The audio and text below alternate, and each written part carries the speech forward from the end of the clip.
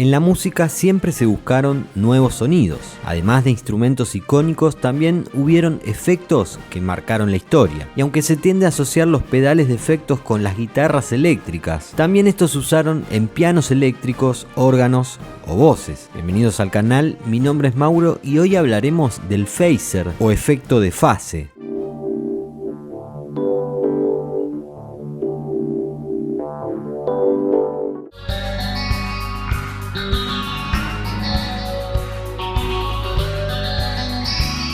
Closing door, put out the light.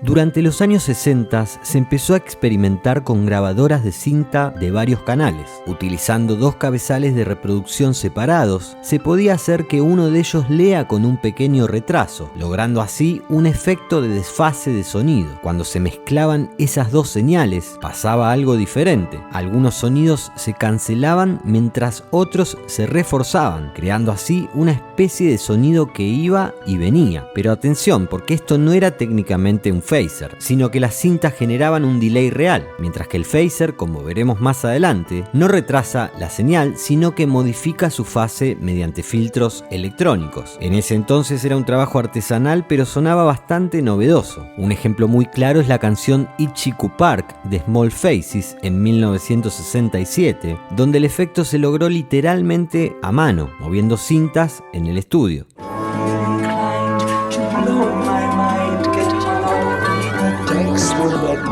Sin embargo, este uso era limitado, ya que no se lo podía replicar en vivo. Fue recién en 1968 cuando la marca japonesa Shin-Ei lanzó el Uni-Vibe, un pedal pensado para imitar el sonido del altavoz rotatorio Leslie, pero que sonaba a algo nuevo. Tenía un movimiento más raro y psicodélico, y aunque en su panel decía efecto de chorus y vibrato, en realidad tenía una estructura interna que funcionaba como un phaser primitivo.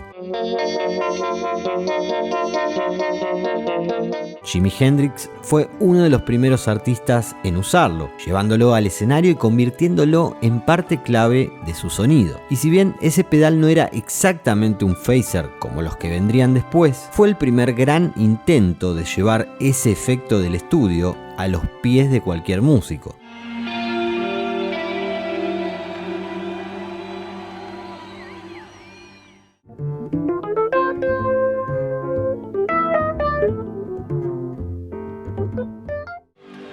I met my old lover on the street last night.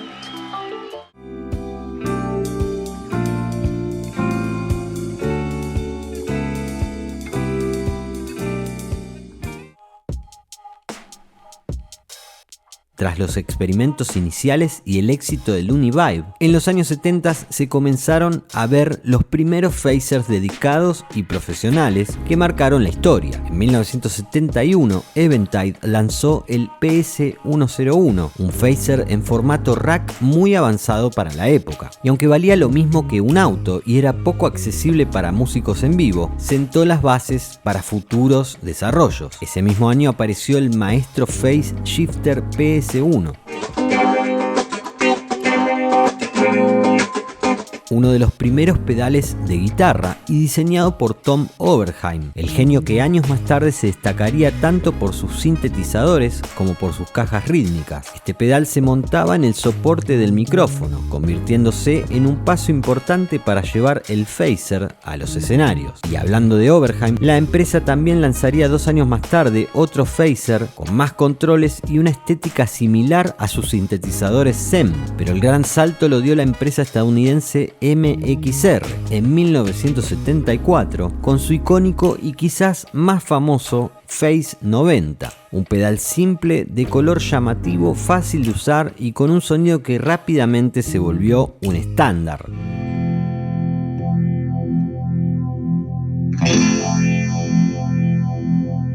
Fue adoptado por íconos como Eddie Van Halen, David Gilmour, Tony Banks o Charly García, pero además de la explosión de pedales phaser para guitarra, se dio un fenómeno clave en el sonido popular. Muchos tecladistas comenzaron a conectar directamente sus pianos eléctricos a los phaser, generalmente al Fender Rhodes.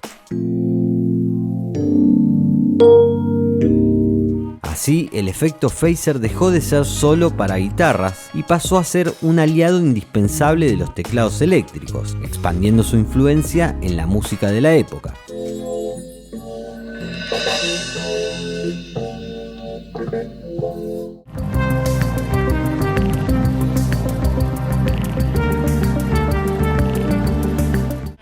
Shiny cars, it's been the same way for years.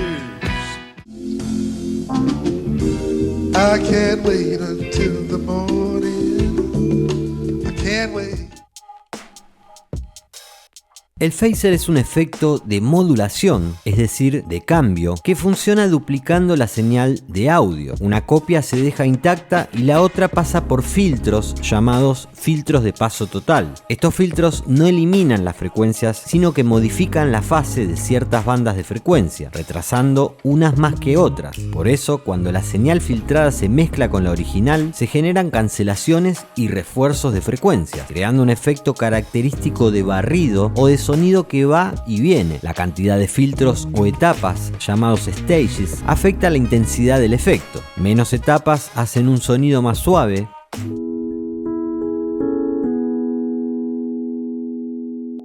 y más etapas lo hacen más marcado y complejo.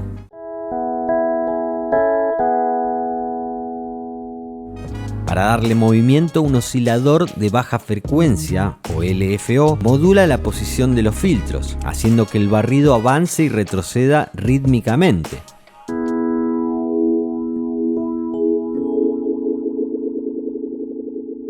Además, el phaser suele tener feedback o realimentación, que es lo que envía parte de señal de vuelta al filtro para intensificar el efecto.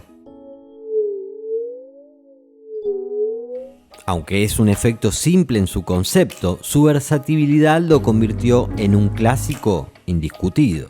I'm too high,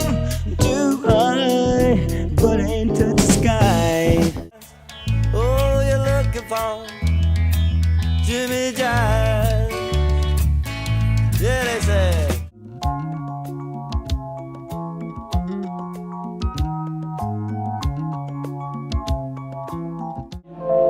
¿Dónde estás ahora, Natalia Orbit? Y así llegamos al final de este recorrido por el fascinante mundo del phaser, un efecto que empezó como experimento artesanal y terminó transformando el sonido de guitarras, teclados y voces en toda la música popular. Hoy el phaser ya no es exclusivo de pedales o equipos físicos. Cualquier software de grabación incluye su versión virtual y podés aplicarlo a cualquier instrumento para darle esa textura tan original de movimiento y vida. A diferencia de los instrumentos que ya no se fabrican, el phaser es un efecto y por lo tanto es algo abstracto, un fenómeno que mientras las leyes de la física estén disponibles podemos usar. Es simplemente una herramienta más para los apasionados del sonido y de la música. Si llegaste hasta acá, dale like al video y suscríbete al canal. Te dejo más contenido para que sigas navegando y nos vemos en un próximo video. Chau chau.